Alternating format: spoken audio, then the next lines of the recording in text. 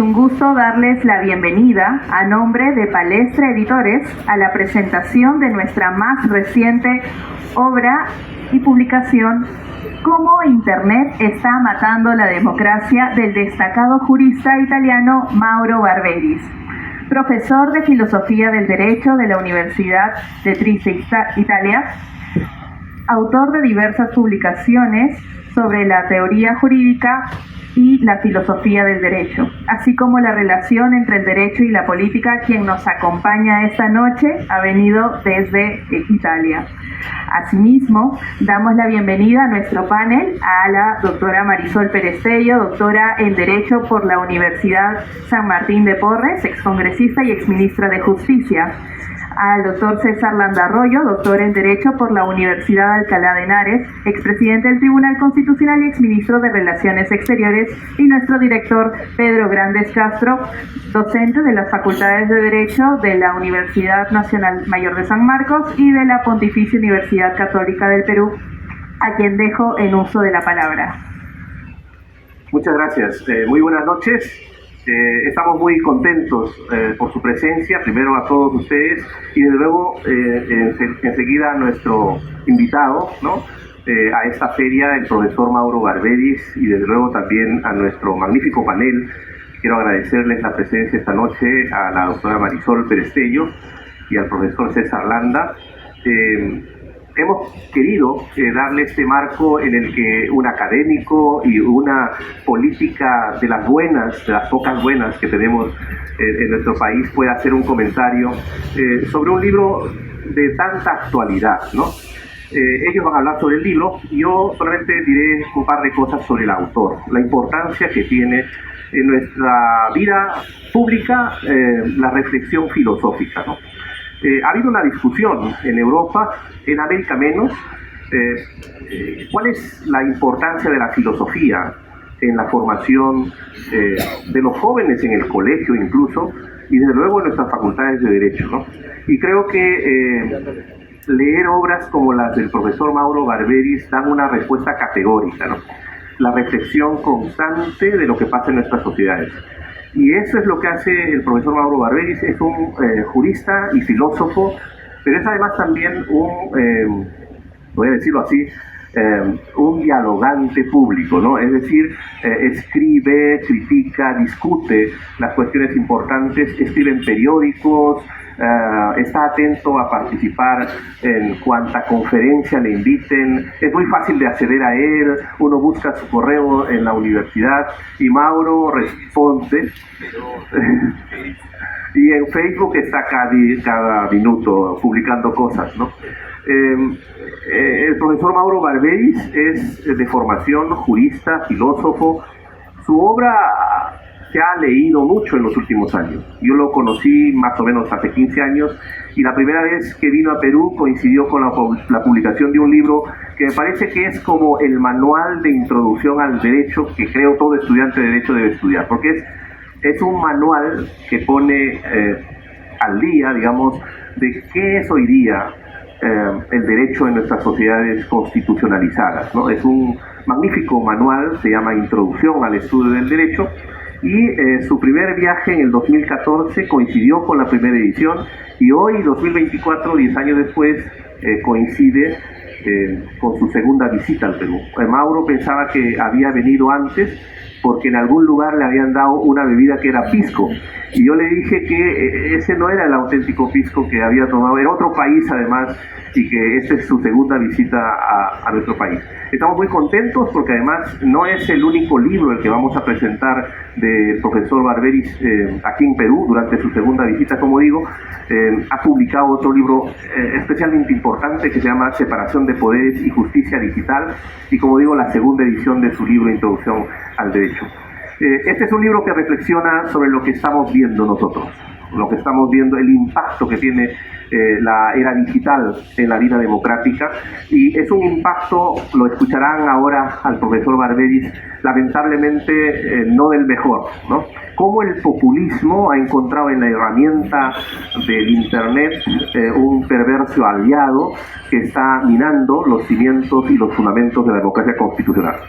quiero hablar más, pero aquí los tiempos son tiranos y entonces vamos a escuchar a nuestro panel. En primer lugar va a hablar el profesor César Landa y luego nuestra magnífica Marisol.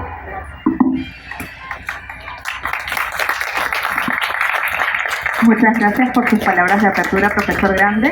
Adelante, doctora Pérez. El tiempo... Doctor Landa, adelante, el tiempo es suyo. Muchas gracias, muy buenas noches. Estimado profesor Barberi, estimados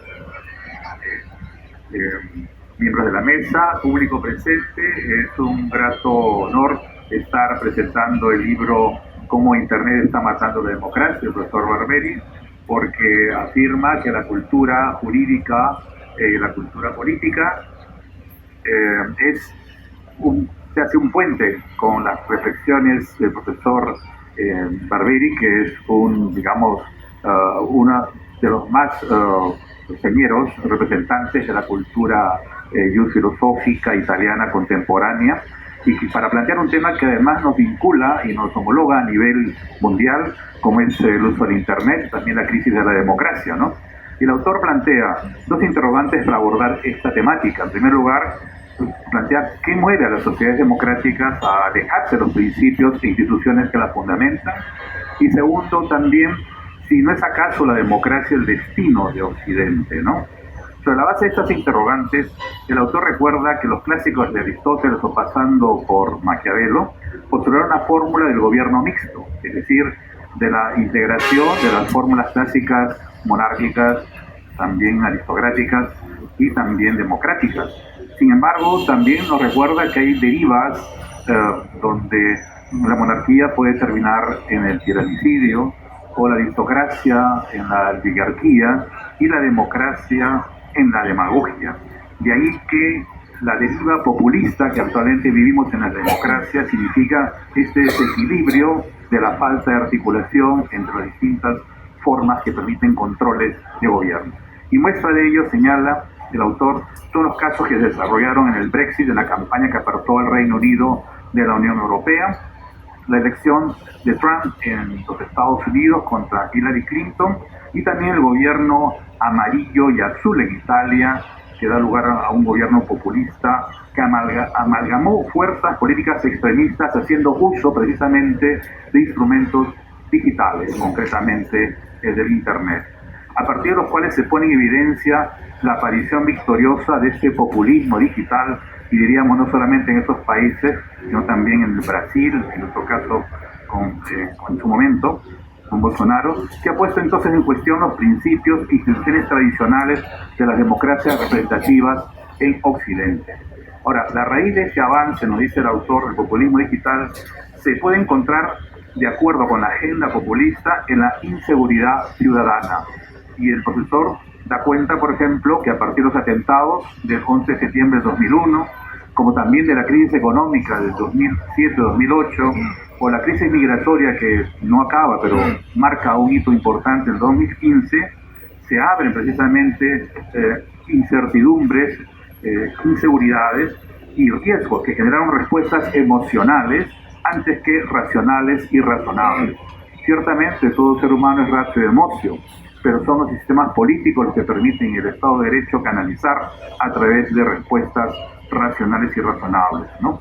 De modo tal que se va convirtiendo la inseguridad política, económica y social en instrumentos de los populismos digitales que explotan nuestras ansiedades y miedos, aislando a la democracia liberal como una alternativa y colocando en lo que él denomina el caballero oscuro del populismo digital, ¿no? Y en ese escenario, el autor nos recuerda que en la historia de la humanidad han pasado grandes catástrofes y calamidades humanas que a lo largo de la historia se fueron asumiendo para prevenirlas, canalizarlas o resolverlas a través de la racionalidad de los medios y los fines, y fines políticos democráticos desde hace 200 años. Pero el populismo digital ha incorporado la soberanía, entre comillas, como denomina, del populacho del Internet, ¿no? Multiplicando los riesgos y erosionando las instituciones democráticas, porque ha creado un homo mediaticus, ¿no? Y es caracterizado por la desintermediación, sin respeto a las instituciones, sin participación a través de los partidos y librado a un uso libertario del Internet, la fragmentación, que significa la política que ya no se canaliza a las aspiraciones ideológicas, sino que se desbordan a través de las redes sociales, o la polarización, que significa la radicalización de la política y la falta de diálogo y consensos, y la contestabilidad del poder, que es un uso libertario y revanchista frente a las élites de los poderes políticos y económicos del establishment de la derecha y de izquierda. Todo ello a partir de un uso simbólico del smartphone, que remarca el profesor, que ahora está en manos de cualquier o toda persona prácticamente, generando una democracia, entre comillas, se titula demente, ¿no? En la medida que el Internet no solamente multiplica los prejuicios hasta el paroxismo, sino que la revolución digital y la causa principal, aunque ciertamente no la única, del populismo actual, guarda mucho de resentimiento social contra el poder y las élites, lo cual es canalizado fundamentalmente por las posiciones de extrema derecha y con la tolerancia de las plataformas tecnológicas, en la medida que constituye la base de los grandes negocios, como así lo señala otra autora, Shoshana Zuboff, ¿no?, en La vigilancia en la era del capitalismo. Y miren ustedes cómo el jueves pasado, el 29 de julio, Bruselas expedientó a Elon Musk, dueño de Twitter, de X ahora, por alimentar su nuevo modelo de inteligencia artificial Grok con todos los tweets enviados sin autorización de sus millones de usuarios. Y de otro lado, la tecnología también es instrumentalizada por gobiernos autorizados en el mundo. Ese mismo día, el presidente Erdogan en Turquía apagó el Instagram en su país porque la plataforma censuró mensajes de pésame al líder político de Hamas muerto por el gobierno israelí en Teherán. Pero para curarnos, ¿no?, del populismo digital de un sector u otro, nos plantea el autor tres posibilidades o remedios, ¿no? Primero, defender las instituciones contramayoritarias, que significa el control para mantener equilibrios entre el gobierno y la oposición. Segundo, usar el populismo digital contra sí mismo, despojando la maquinaria de propaganda populista de noticias falsas en manos del extremismo. Y en tercero, regular el Internet, el cual es una responsabilidad del Estado como garante del interés general y no solo de las autorregulaciones de las grandes plataformas digitales, lo cual es una ilusión hasta el momento. Finalmente, el autor nos recuerda que el propósito del Internet y las tecnologías aparecieron para liberar a la humanidad de las tareas que daban sentido a su vida mecánica, pero ahora parece que la única tarea importante es la optimización de los motores de búsqueda, recordando como señalaba Andrea. De allí que sea razonable exigir la transparencia en el quehacer de las grandes plataformas digitales, pero para no terminar la humanidad en una suerte de lo que él denomina un simio digital. Por ello quizás sea inevitable que en la solución se mezclen las variantes del constitucionalismo, el neoliberalismo y el populismo, pero sin el predominio de este último, porque de lo contrario sería el cierre del ciclo del Homo sapiens para volver al ser humano en un chimpancé. Esto quería comentar. Muchas gracias.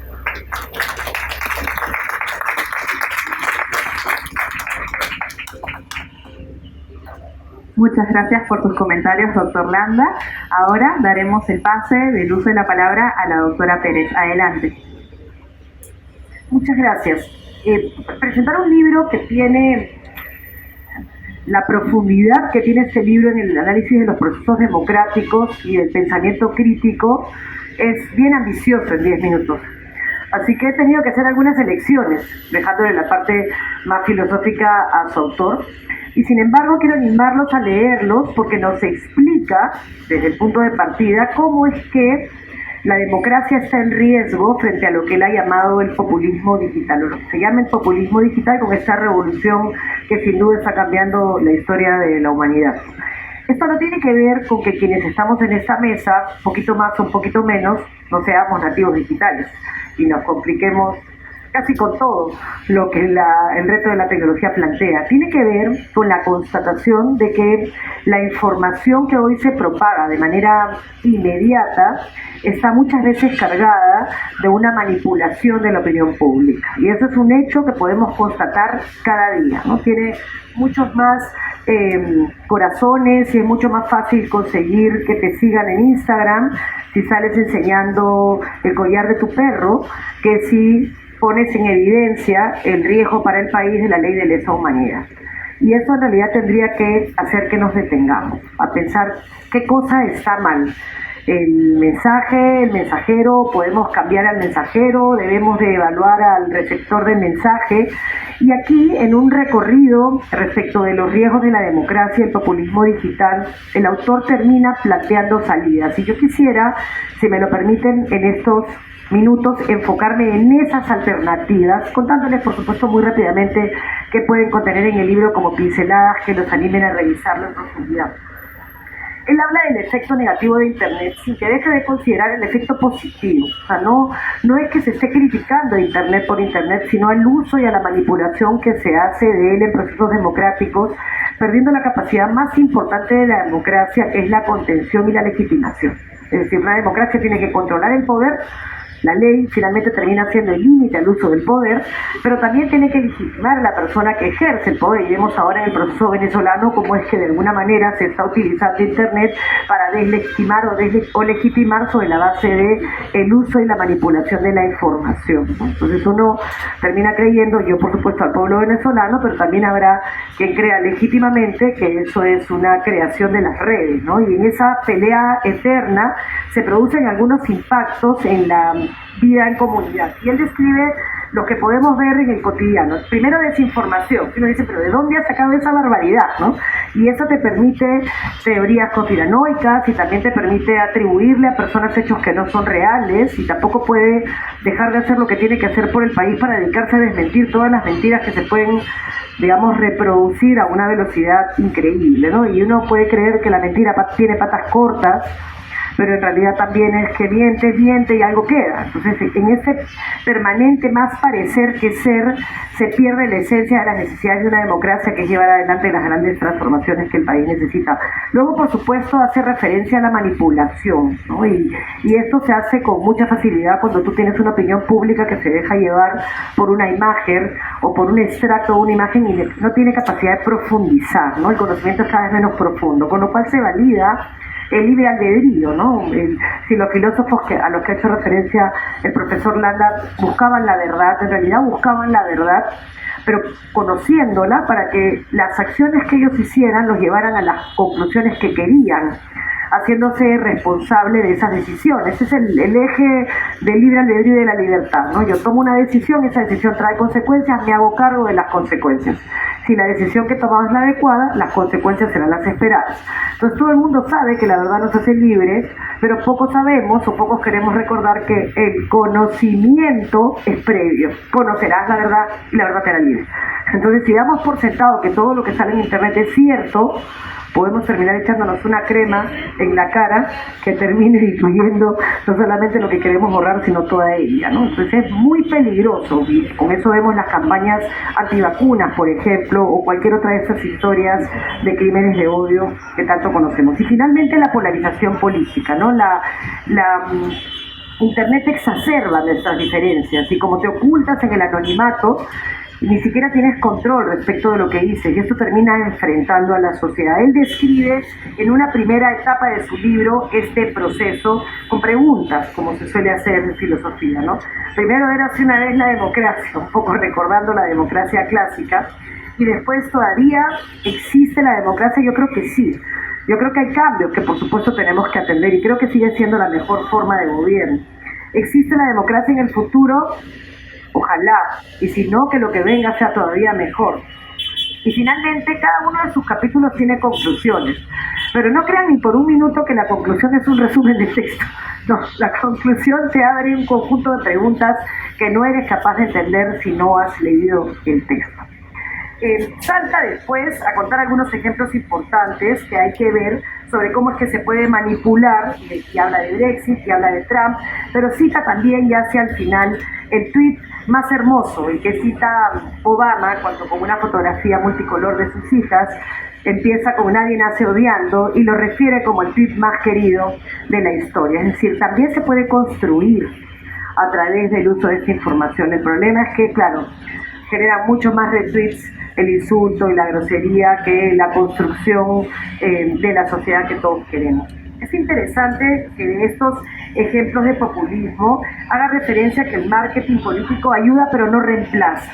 Tú puedes decir muchas veces que el Perú ha crecido más en los últimos 20 años que ningún país en Latinoamérica, y sin embargo, enfrentados a la realidad de que tuvimos la tasa de mortalidad más alta en la primera ola de pandemia, algo no cuaja. Y entonces, si ese algo que no cuaja no ha sido capaz de enfrentar la desigualdad y la discriminación, que son problemas del país que agudiza Internet sin duda, lo que reclamamos de las autoridades elegidas democráticamente es acciones, y encontramos ineficiencia y corrupción. Y eso se disimula, se disfraza con populismo y con retórica, pero la realidad sigue ahí presente, y lo que hay que hacer es movilizarla para que sea capaz de gestarse una voz.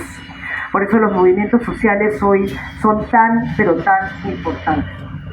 El tercer capítulo él habla del caballero oscuro, es súper interesante, porque yo me quiero quedar con una frase que siempre uso, ¿no? Cuando el miedo entra por la puerta, la libertad sale por la ventana. Y él señala que el pueblo tiene miedo y entonces elige democráticamente políticos que le regalen la sensación de seguridad. Y me van a perdonar con quienes están de acuerdo con él, yo tengo que decir que no. Si ustedes me acompañan un día a Castro Castro, yo les regalo 30 fotos de todos los presos arrodillados, les afeitamos la cabeza y todos tienen tatuajes. Eso no es seguridad. La seguridad tiene que atender y tiene que atacar los problemas que generan conductas criminales, que no necesariamente se explican en los malditos congénitos, probablemente sí, pero también hay razones en la pobreza, ¿no? 7 de cada 10 privados de libertad no terminaron el colegio. Y esta búsqueda del panóptico para seguir con cárceles, esa mirada del todopoderoso que Hobbes citó como el leviatán, que lo mira todo desde arriba y que necesita controlarlo todo, no funciona. Funciona en dictaduras, y por eso las dictaduras controlan la comunicación. ¿Pero para qué? No para regularla como plantea el maestro, sino para controlar la información que se suelta y hacer social credits en algún momento, como se hicieron tradicionalmente, o control de la vida de las personas a través de la información que manejan en las redes. Eso puede asustar un poco, incluso. Habla después de las explicaciones del populismo, que los invito a leerlas, se cayó el populismo. Y finalmente, cómo curarlos. Y aquí en estos 2 minutos quiero invitarlos a revisar lo que plantea. Él plantea, por supuesto, las salidas tradicionales que tienen que ver con educación y que tienen que ver con autorregulación, pero también plantea que si Internet es el problema, hay que regular Internet. Pero no regular impidiéndolo, porque se enfrenta a un análisis minucioso de la necesidad de garantizar libertad de expresión en democracia. Si no garantizan libertad de expresión, no hay democracia. ¿Cómo plantea él la regulación? La resume en 3 aspectos. Primero, que si el populismo es un virus, hay que atacarlo directamente. Defender las instituciones contramayoritarias, que no son las elegidas por el pueblo, y me parece fundamental. En segundo lugar, utilizar el populismo digital como cura contra sí mismo, es decir, hay que utilizar las redes para, de alguna manera, enfrentar y confrontar lo que las redes permanentemente sueltan con la verdad. Y entonces hay que hacerlo, ¿no? Porque a veces el silencio, entramos en esta espiral del silencio, ¿no? Se escuchan 2 versiones de realidad, generalmente de los extremos, y ese centro se calla, y entonces da por sentado que una u otra es la verdad cuando probablemente ninguna la sea. O sea, hay que usar nuestra voz. Y si algo nos regala la posibilidad de usar las redes, es usar nuestra voz. Y hay que usarla para construir en las sociedades que queremos. Y finalmente termina con: si el problema es Internet, debe regularse, y lo plantea con una frase que a mí me gusta mucho y por eso quiero, en el tiempo que me han dado, terminar con ella. Dice, no la puedo citar de memoria, creo que sí. Lo que dice es: hay que proteger la intimidad de los más débiles y transparentar la conducta de los poderosos. Gracias.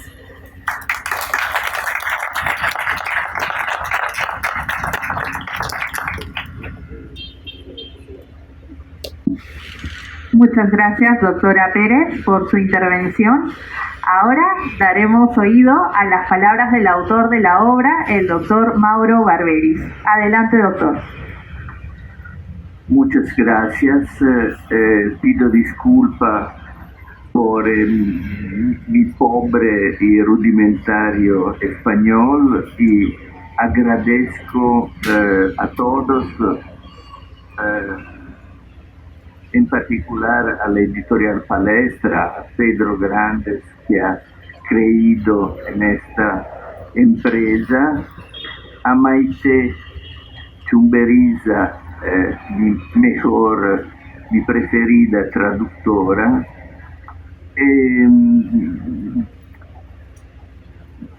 El libro tiene una historia. Yo ha sido por casi 40 años un teórico analítico que enseñaba a los estudiantes del primer año de jurisprudencia los conceptos jurídicos fundamentales. Desde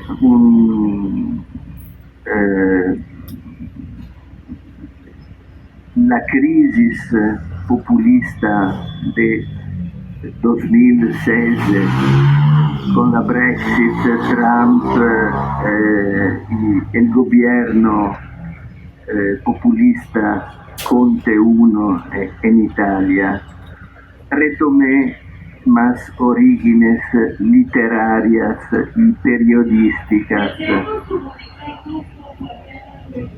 y retrové si se dice, el placer de escribir sobre la actualidad. Yo agradezco mis presentadores y quienes han dado la idea de un libro muy serio, muy científico, un poco fastidioso, decimos, pero quería decir un otro lado de este libro. El libro me ha divertido mucho a escribirlo y espero que divierta de la misma manera a los que lo leerán. Es un libro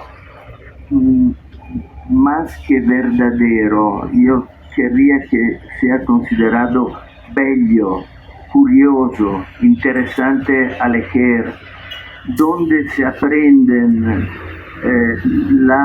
muchas cosas que aprendí yo al escribirlo en estudiando estos temas que no han que hacer tanto con la cultura, la política, etcétera, sino con la vida, con nuestra vida de todos los días, que es señalada por esta máquina, dentro de la cual tenemos las ideas y los dioses que un tiempo teníamos en los libros, en los evangelios, en las Biblias.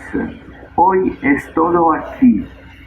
Y esto hace todo el cambio en la cultura y en la política. El populismo, no quería hacer una explicación reduccionista de este fenómeno que en algunos países del mundo es endémico, pero no en el viejo occidente, no en las cuñas de la democracia occidental, los países de las grandes revoluciones democráticas. Hablo de Inglaterra, hablo de Estados Unidos, hablo de Francia. ¿Por qué en estos países el populismo se ha afirmado como en la vieja Rusia, como en el Midwest, como en la Argentina de Perón? ¿Cómo ha podido ocurrir esto? Mi respuesta puedo proporcionarla, si tengo tiempo bastante, en forma de definición. El populismo no es mera, simple demagogia que es vieja como el occidente y la democracia griega. no es esto. Yo lo defino así: formato, en el sentido de format inglés, máquina comunicativa, formato comunicativo transferido de la publicidad a la política. Las técnicas son las mismas, articulado en 3 eslogan principales: llamamiento al pueblo, demonización de las minorías, representación directa. Llamamiento al pueblo quiere decir lo que decía el argentino estudioso de populismo Ernesto Laclau, es decir, llamamiento no al pueblo constitucional, es decir, todos los ciudadanos sin excepción, solo a una parte del pueblo que sería representativo de todo, una parte de la cual, esta es la segunda ingrediente, elemento de la definición, de la cual son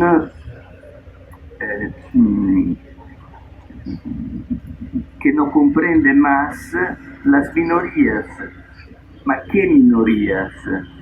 Son minorías un poco como lo son las mujeres, que en realidad son la mayoría del género humano. Si tomamos juntas todas las minorías que los populistas demonizan, teníamos la mayoría del pueblo constitucional, casi todos los ciudadanos, políticos, magistrados, administradores, técnicos, intelectuales, funcionarios, homosexuales y naturalmente migrantes, el chivo expiatorio ideal. Consejo de leer, todos somos seguridarios, favorables a la seguridad, también yo, incluso yo que he escrito un libro para Trotta cuyo título era No hay seguridad sin libertad, pero ¿cómo usan parola mágica los populistas? De esta manera, un psicólogo americano, George Lakoff, dice: si alguien nos dice que no pensemos en un elefante, inevitablemente pensaremos en un elefante. Y la misma cosa que ocurre con la seguridad. Si los gobiernos, los partidos, los movimientos nos dicen estáis seguro, estáis tranquilo, no debemos y no podemos estar tranquilos. Y tercer elemento de la definición de populismo, más estrecha de la tradicional noción de demagogia, es la expresión de representación directa, expresión acuñada por mi amiga Nadia Urbinati, italiana pero que enseña en la Columbia University, quien en su libro Yo, el pueblo, cita Hugo Chávez, el Chávez, el maestro de Maduro, como modelo de identificación del pueblo populista con el líder, identificación con el cuerpo del líder. El líder está siempre por docenas de horas continuadas en televisión, y el pueblo, su pueblo, piensa, esto no hace cosas a nuestras espaldas, es aquí, dice cosas que creemos perfecto, podemos no tener paura, como se dice, miedo del poder populista. Un'ultima cosa añade del punto de vista científico, porque al final es también un libro serio, no solo divertido, a las explicaciones tradicionales del populismo. Yo creo tres cosas. Una tiene un nombre un poco científico, técnico, que es la desintermediación, es decir, que el pueblo populista que cree en personajes como Hugo Chávez se identifica que no tiene más falta de periódicos, de información, de científicos y de todas estas cosas que hacen la democracia. La democracia no son solo ni sobre todo las elecciones, como nos enseña la situación del Venezuela. Las elecciones siempre pueden ser trucadas. Si no hay una separación de los poderes y órganos de control que dicen si es verdad que el pueblo ha votado para Maduro o para González. Sin esto no hay democracia. Las elecciones son una condición necesaria pero no suficiente de la democracia. Segundo elemento de la explicación, que esa explicación, mi explicación, añade a las explicaciones tradicionales. La polarización del electorado. El electorado occidental de los grandes países como de los pequeños es dividido a mitad como una manzana y la mitad populista es más fuerte que la mitad democrática,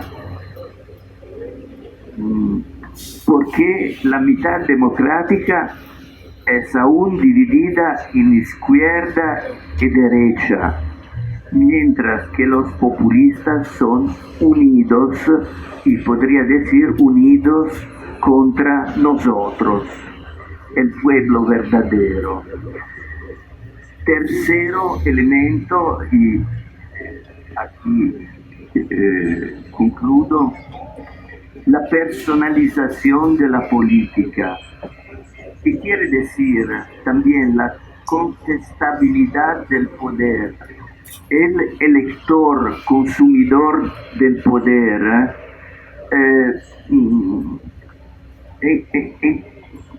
después de pocos años encuentra fastidiosos los líderes que han gobernado y quiere cambiar.